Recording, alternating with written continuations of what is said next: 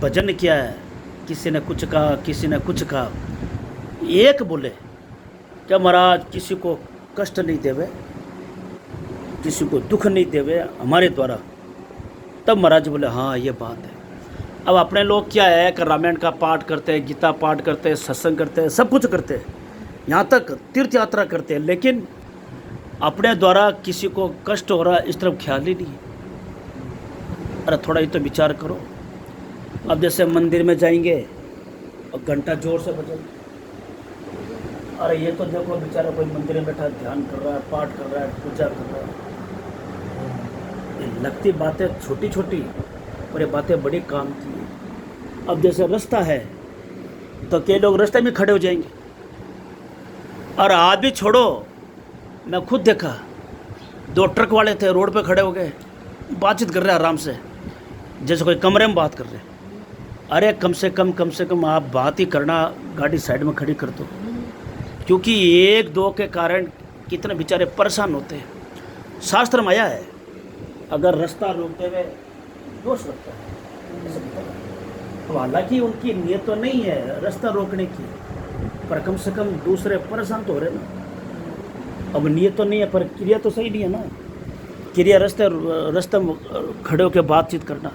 अब जैसे अब रास्ता, अभी आप लोग यहाँ खड़े जो, अब कोई दूसरा आदमी कैसे जाएगा? तो सार चीज़ ये है कि अपने द्वारा किसी को दुख नहीं होना चाहिए, तकलीफ नहीं होना चाहिए। तो ये मान भजन है।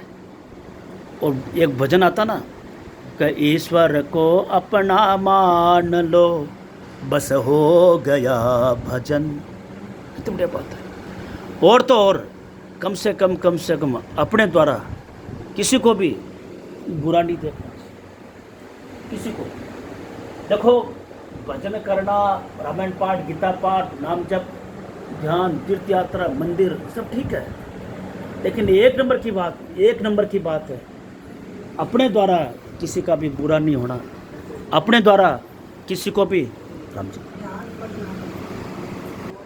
अपने द्वारा किसी को भी कष्ट नहीं होना चाहिए, अपने द्वारा किसी को कष्ट नहीं होना चाहिए। देखो बातें दिखती छोटी है, तो कई लोग क्या करते हैं कि व्रत रख लेंगे, लेकिन अपने द्वारा किसी को तकलीफ हो रही है, अपने द्वारा किसी को कष्ट हो रहा है, इस तरफ ख्याल ही नहीं है।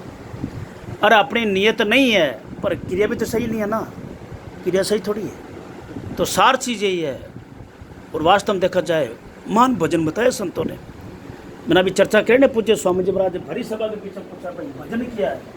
और अब माला फेरना कोई भजन थोड़ी है, सत्संग करना कोई भजन थोड़ी है, अरे कीर्तन करना कोई भजन थोड़ी है, अरे ध्यान करना कोई भजन थोड़ी। किसी को तकलीफ नहीं देना, किसी को अपने द्वारा बुरा नहीं चाहना, ये महान भजन है। इसलिए हमारे कबीर जी महाराज, कबीरा देखन में चला मुझसे बुरा न को, स्पष्ट कहा। और वास्तव में देखा जाए बुरा, अब जैसे युधिष्ठिर जी महाराज को भेजा कि भाई आप कोई बुरा आदमी लेके आओ, कोई खराब हो उसको लेके आओ, नहीं ला पाए।